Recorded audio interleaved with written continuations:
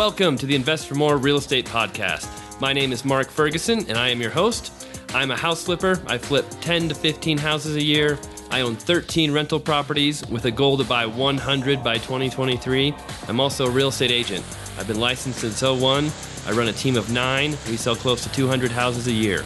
So on this show, we like to interview house flippers, landlords, and the best real estate agents in the business. So stay tuned for some great shows. If you want more information on my rentals, on the numbers, how I buy properties, check out investformore.com.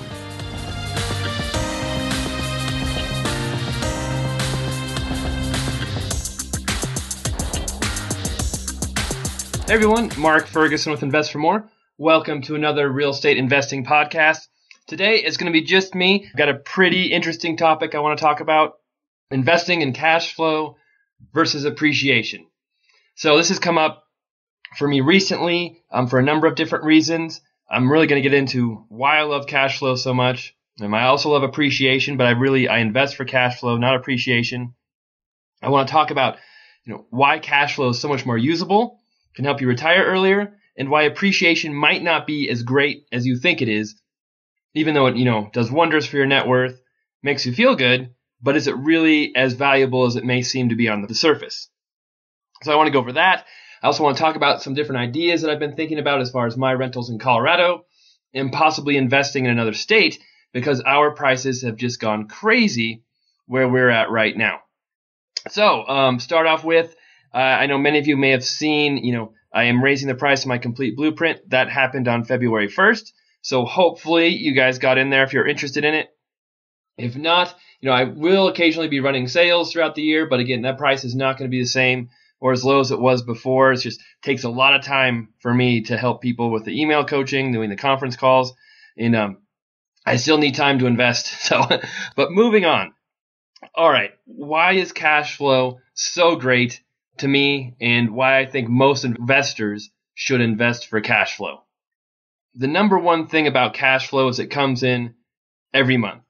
So if you buy a property that rents for $1,400 a month, maybe your payment's $500 a month. You've got some other expenses like vacancies, maintenance, taxes, insurance. Maybe you're cash flowing $400 or $500 a month. That's usually about how it works out, depending on what your taxes are, where you're located. That $500 a month will come in as long as you own that property. Now, it might be more some months, less some months, depending on if you have some vacancies, if you have some repairs to do. But the averages say that money will keep coming in as long as you own that house. Every single month, every single year. And the really cool thing about rental properties is it will go up over time even. So with inflation, rents will usually increase. If you're in a market that's popular, that has an increasing population, maybe rents will increase besides inflation, will increase even higher like we've seen here. And that whole time you are paying off your mortgage by making payments on the house. So it's not just the cash flow, but you're slowly paying down your loan. So if you have a 30-year loan, which I much prefer 30 over 15-year loans, which is another topic. But then after 30 years, if you hold the property, your loan's totally paid off, assuming you pay nothing extra into the loan. And now your cash flow has just gone up $500 more a month from what it was before. So over time, rental properties are just a great investment because the mortgage gets paid down, your cash flow slowly increases, and that money just keeps coming in month after month after month. Now, I would love it if they appreciate as well, but I don't think appreciation is quite as great as the cash flow, which I'll talk about here soon. Another thing I want to get to before I get to the appreciation is retirement. So, so many people are taught to save your money, save, invest it in the stock market, watch this nest egg build up. And once you get to a certain age, you can start eating into it, start taking that money out, living off it. Hopefully you calculated how long you will live correctly. You don't run out of money. But when you're buying for appreciation, you're kind of doing the same thing with rental properties. You're building up this huge nest egg, bigger and bigger and bigger. And then once you get to a certain point, maybe you start selling off your properties and taking money out to live on. And that works. It's not a horrible strategy. But the great thing about cash flow is if those properties are making you cash flow every month. So, one property making you $500 a month isn't going to let you retire. But, I'm at 16 rental properties right now, around $8,000 a month in cash flow every month. Depending on your lifestyle, how much you spend, many people would love to retire on $8,000 a month. Now, for me, I want much more. I have many more, a different idea of life and everything. But $8,000 a month is pretty cool to have coming in without doing any work. My properties are managed by someone else. Sure, I have to keep track of them a little bit, but it's pretty awesome. And that will keep coming in as long as I own them and increase over time as my loans get paid off, as rents slowly go up. A number of different factors will make that figure go up, especially if I keep buying properties, which I plan to. And that's why I love cash flow. It just keeps coming and coming and coming. So the appreciation factor is great because your net worth increases and you have this big, amount to say, oh, hey, look how much my properties went up in value. I've got this net worth of $2 million now. But if you don't have any cash flow with that appreciation, what good does that appreciation do you? It's great to have. It's better than not having, any appreciation. But the only way to access that appreciation is to either sell the properties or refinance them. Now, if you don't have any cash flow, which is possible in certain markets, and you refinance a property to take money out of it, you're going to have even less cash flow. You're going to be losing money every month and putting money back into the property. If you sell the house, then you're most likely going to have to pay capital gains taxes and repay any depreciation you captured while you own those properties. It can be a pretty hefty tax bill. And once you sell the property, you're done with it. It's not going to make you any more money. You've got a lump sum that you made off the appreciation. But, was it really that great of an investment after you consider the taxes you pay? You have to pay a real estate agent to sell it for you. You're going to have to pay closing costs, closing fees. Usually, if you're not an agent, you're going to be paying up to 10% of the selling price of the house in cost to sell the house. Capital gains will be 15 or 20%. Who knows what it will be in the future. It's constantly changing. And then your depreciation that you wrote off over the years, you'll have to pay that back as well.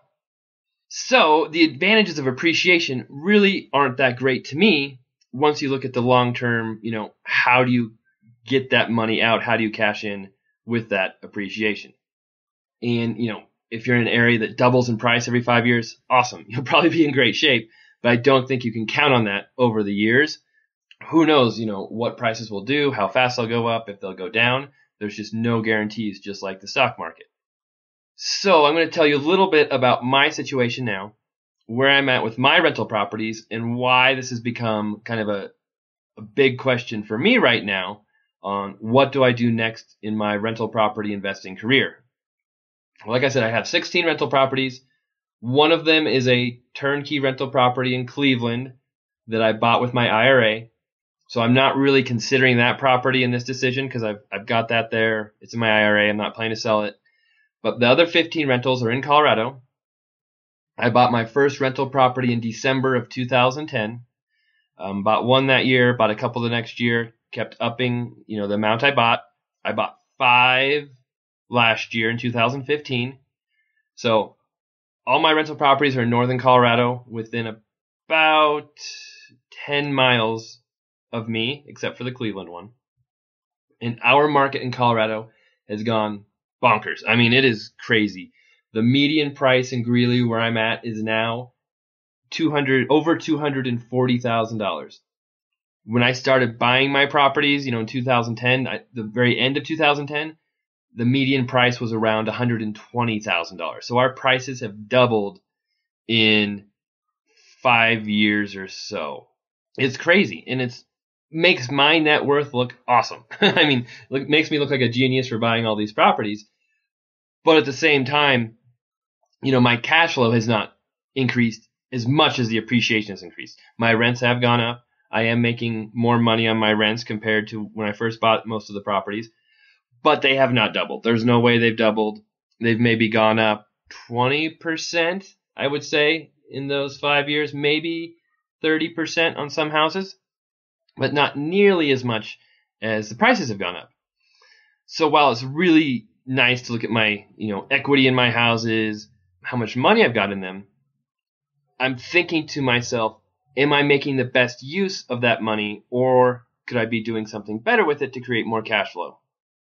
So I'll go through the numbers here. I have about $8,000 a month in cash flow coming in, somewhere around there. If you take out the Cleveland turnkey, it's probably around $7,500 or so. I have about $1.47 million in equity in my houses, excluding Cleveland. So that means after I take, what my houses are worth, minus the loans on them, I've got about $1.47 million in equity, which is really cool. I think if I look back, I spent about $350,000 in cash buying those properties. Now I actually spent more than that total, but I've refinanced 4 properties over the years, so I've gotten a lot of that cash back. So total, I spent about $350,000, and I've ended up creating $1.47 million in equity, which is awesome. I love it. I figure conservatively, if I wanted to sell my properties, I could take out about $1.3 million after selling costs, after making a few repairs here and there to sell my properties if they aren't perfect when the tenants get out. So I'd have basically $1.3 million in these properties if I wanted to cash out that I could use for something else. And people, I've been talking to a lot of different investors, a lot of people across my site, the internet, and people are like, you're crazy for even thinking about taking that money out. Look how awesome your investments have done.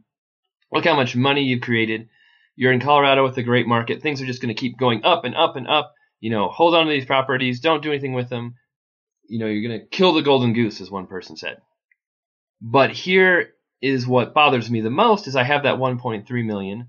But if I look at $7,500 in cash flow coming in, that's about a 7% return on my money. And I'm used to getting, 15% or more cash on cash return when I invest in these properties. And that's just the cash flow coming in. So 7% return, when I look at how much equity I have into it, I'm like, wait a second, that's not quite as good a return as I'm used to getting. Am I missing an opportunity here?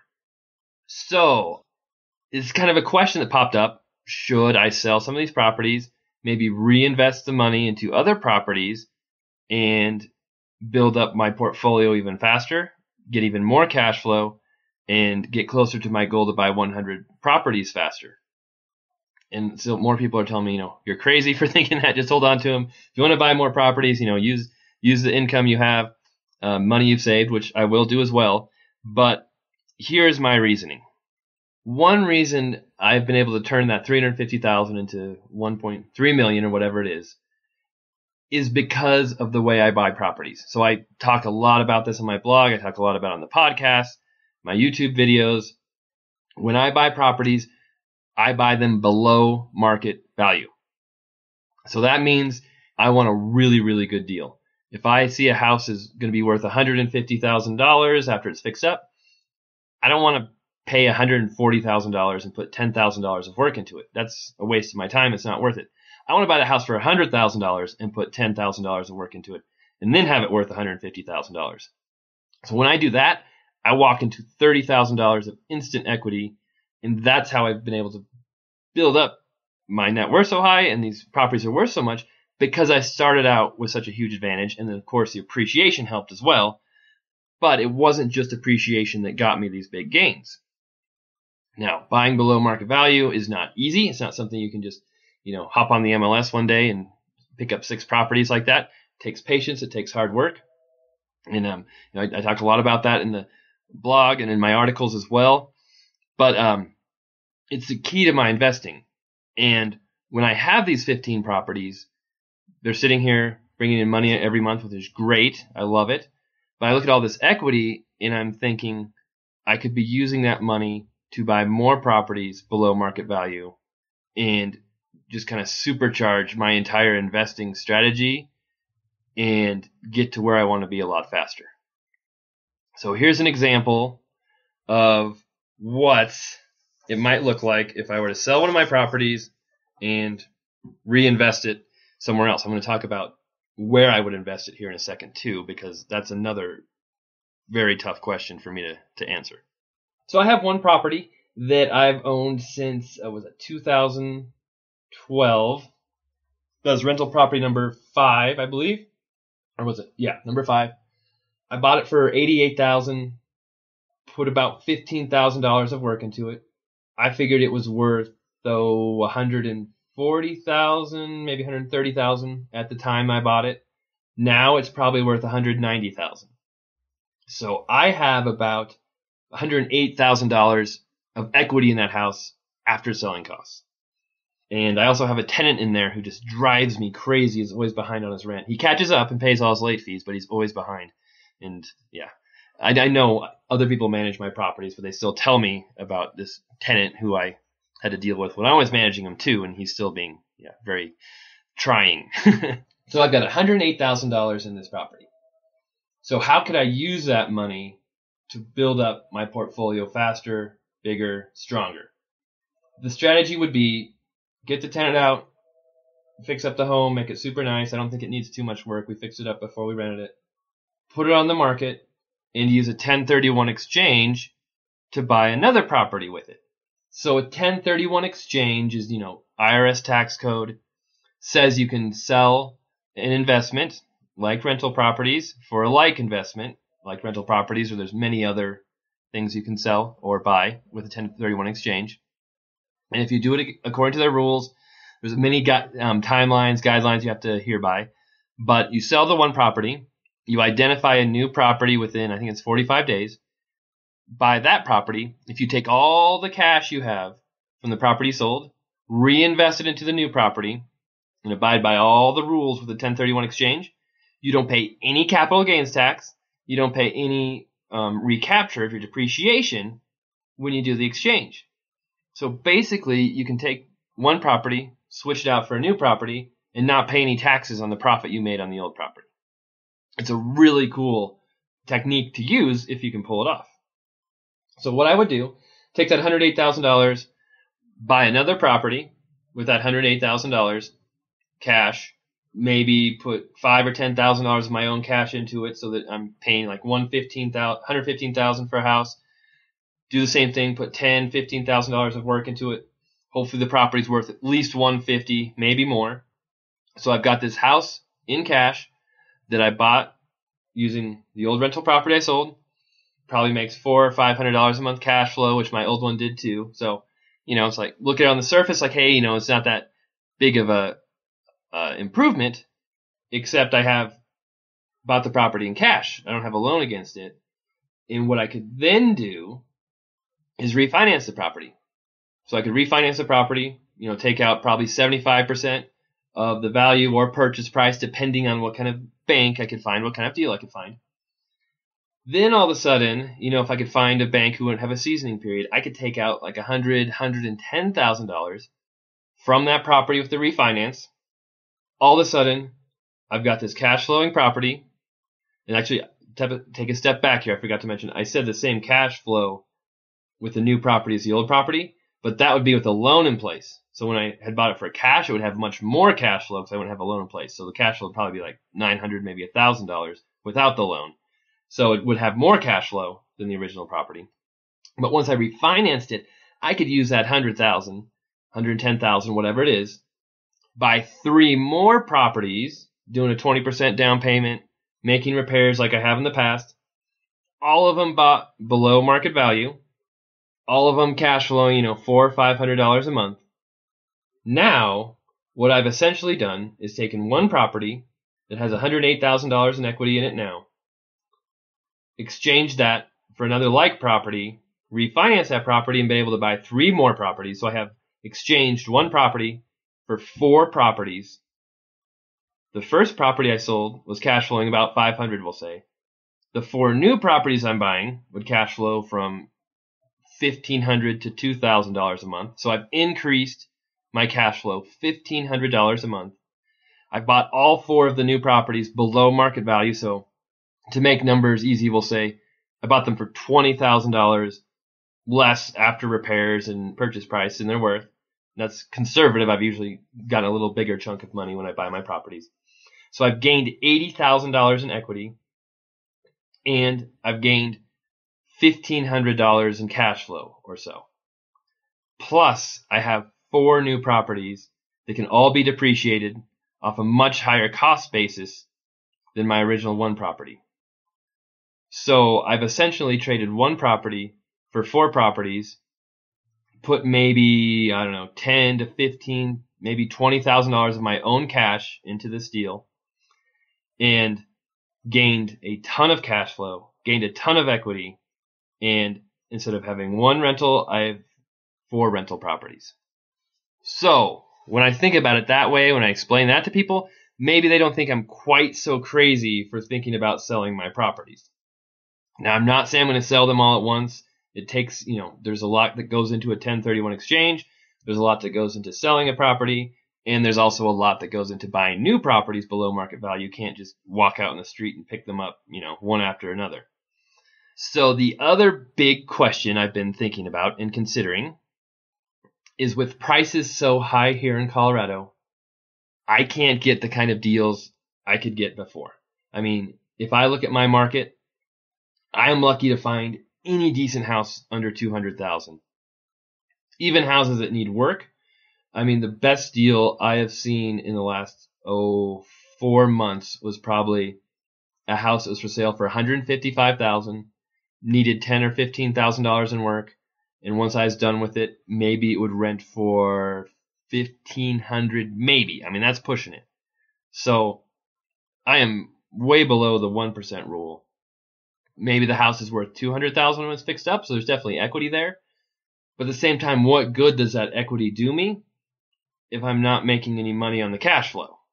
I don't think it does me that good unless I eventually sell the property, refinance in the future, which again, is not that big of an advantage as it may seem to be on the surface.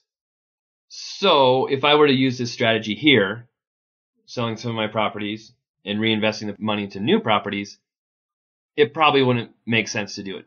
There would not be that big of an advantage because the new properties I would be buying don't have the cash flow. They would be much more expensive as far as initial purchase price goes, plus you're adding in repairs. So I'd have to bring much more cash to the table of my own cash to complete the deal, or get financing as well as using the proceeds from 1031 exchange. Or I would have to sell 2 of my properties at once and use all of those proceeds to go into one property. It would just get very tricky. It's much easier to kind of sell the properties I have now and use the proceeds that I have to buy a similar priced house as the proceeds coming out of it. If that makes sense. I know there's a lot of numbers in this episode, but I like numbers, so hopefully you're sticking with me. So my strategy, which I've been talking about on Facebook, on some of the forums, on the blog a little bit, would be to possibly invest in a new market. Colorado appreciation is crazy. Rents are not keeping up with the appreciation. It's really hard to cash flow well. So the solution I've been thinking about is to invest in another market. Florida's caught my eye. There's a number of other markets across the country that have great cash flow. Still can, plenty of properties can buy below market value. And they have upside as well. I don't think they're just going to be stagnant, no appreciation, no upside over the next few years. Now, originally I was thinking, hey, any new properties I buy, I'll buy in Florida or wherever it is, using the money I've saved, money from my flips, money from my real estate team. And I just stick to my portfolio here, leave it sitting here without changing. But then after looking at the numbers, seeing how much money I had in these houses here, that's when I thought, hey, what if I sell some of these, reinvest them into other areas of the country, and really increase my portfolio, my cash flow, and it would change my whole business structure and probably get me to my goal to buy 100 properties much, much quicker.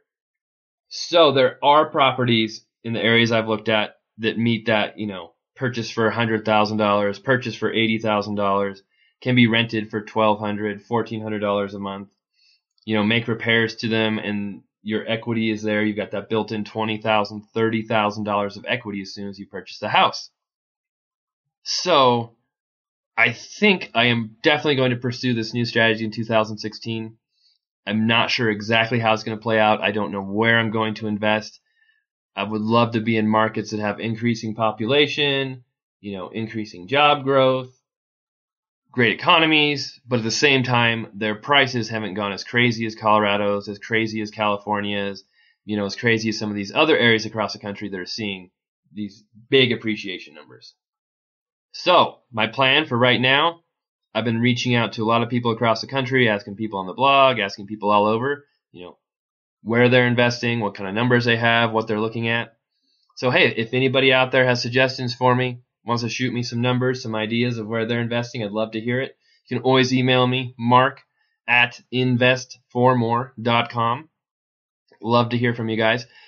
And then also, I'm doing a lot of research myself, talking to agents. So I talk a lot in my coaching programs, a lot in my blog about how to learn markets, about how to buy below market value, about how to find lenders, about how to find contractors, how to find agents.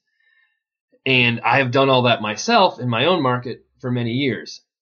And if I do this, if I go out on this new venture, investing in different markets, investing in different properties, I'm going to have to do all that myself too. So I will definitely be putting all my strategies to work that I teach other people. I'll have to go out. I'll have to find great agents. I'll have to find great property managers. I'll have to find great contractors. I'll have to be able to find great deals in other markets. And I will be doing it from out of state. So, I'm not going to be moving to a new market. I'm staying in Colorado, but I'll definitely be visiting a few areas and maybe getting my team set up as well as I can when I visit there. And then once I get my team set up, come back to Colorado, do as best as I can buying below market value from here, using agents, using people on the ground where I'm investing, and trying to find lenders, of course, because my portfolio lender does not lend in any other state. I would have to find a new lender or possibly use one of the national lenders who I've talked about, interviewed on my podcast. So we'll see. We'll see how it works. I know it's possible. I know there's a lot of people doing it who are very successful, like Anil Nawalia, who is on I forget which podcast it was, but a few podcasts ago, he's investing from Canada as a foreigner buying in Florida, doing it all from abroad. He's not spending a ton of time there. He lives in Canada. He's buying properties from Canada, financing from up there with a local lender in Florida. So I know it can be done.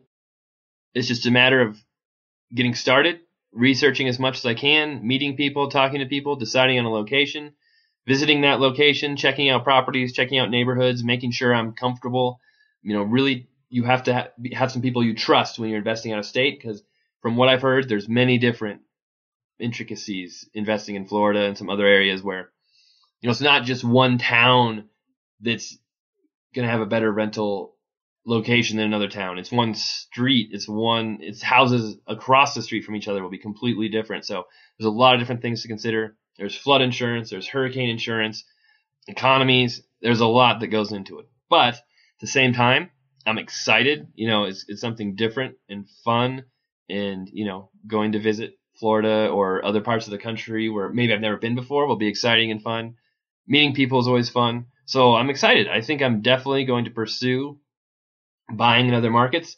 Definitely going to try to narrow down some locations here pretty quickly.